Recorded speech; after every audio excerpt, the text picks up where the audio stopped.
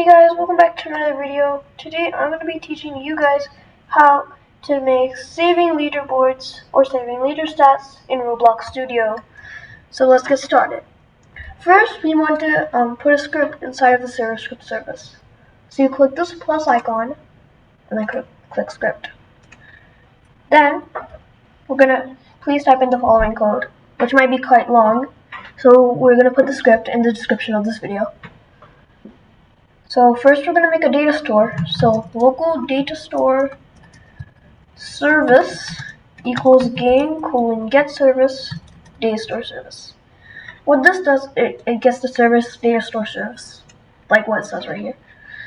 Next we're going to make our own data store. So local myDataStore equals DataStoreService: GetDataStore myDataStore. Next, we're actually going to make our leader stats. So game.Players.PlayerAdded connect function player. So what this does is that it gets game.Players, which is players right here, and game is basically everything over here, and like everything, all of these folders and stuff. So then it fires an event player.Added, which gets fired after a player joins the game. So then we connect it to a function player.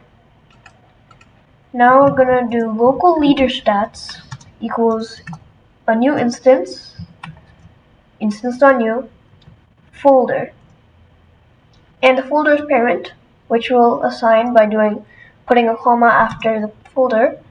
We'll put player. Then we're gonna name our leaderstats. So leaderstats.Name equals to leaderstats.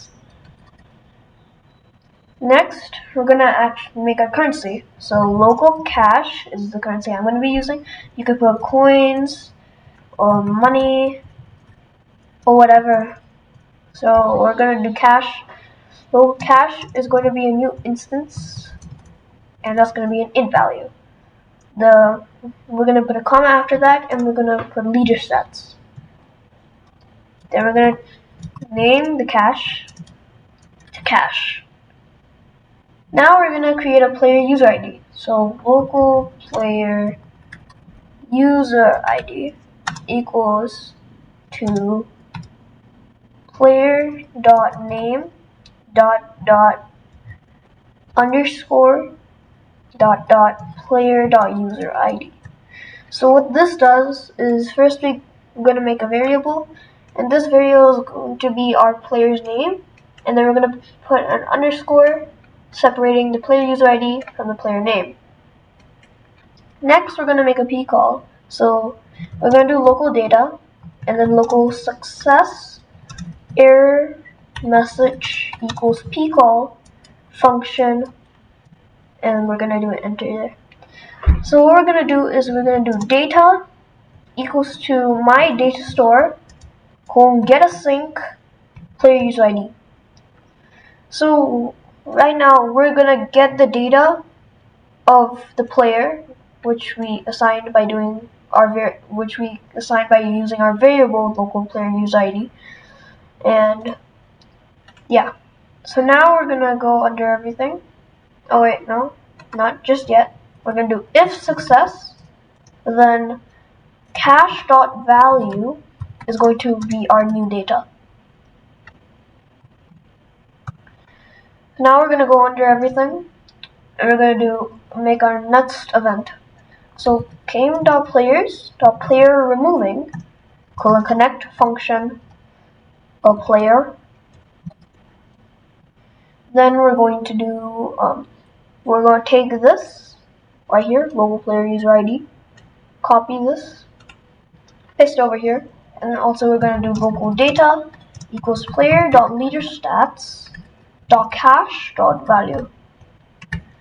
Then we're going to make another pcall. So local success error message equals pcall function, enter, and then we're gonna put myDataStore SetAsync player.UserId data. So what this does is we're gonna set our sync because they've left and we need to save their data. So we're setting all the data they got during their play, and we're assigning it to playerUserId inside of the data. We're gonna go under this and we're gonna do our last steps. So if success, then print data successfully saved.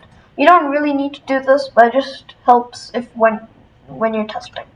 So now we're going to do else print error saving data. So this is everything. So now we're going to but now we have to publish this to Roblox, and I'm just going to name this DataStore test.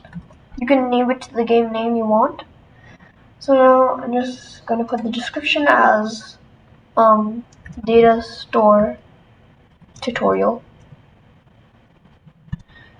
Now I'm going to save this.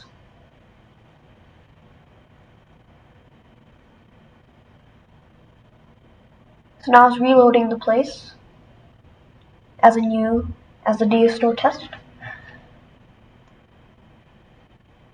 Next we're going to go into our game settings again, and we're going to go to our security. Then we're going to go to enable Studio access to API services, and we're going to enable that on.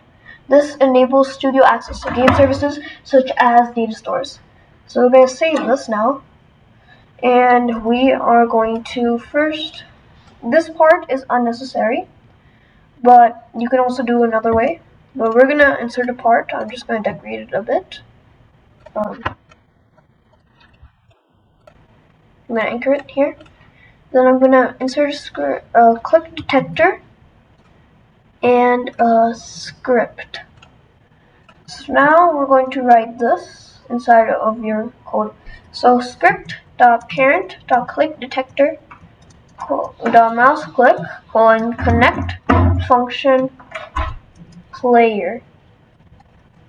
Then we're going to do player.leaderstats.Cash.Value plus equals the amount you want the part to give. I want to get 5 from this. So now everything is done and we can load in the game.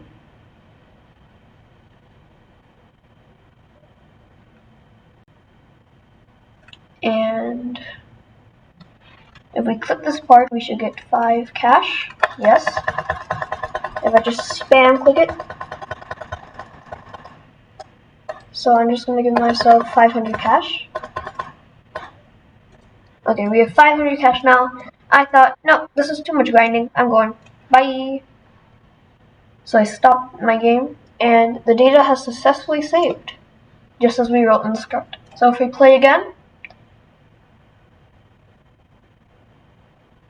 then we have our 500 cash right here, completely saved for the next time we play.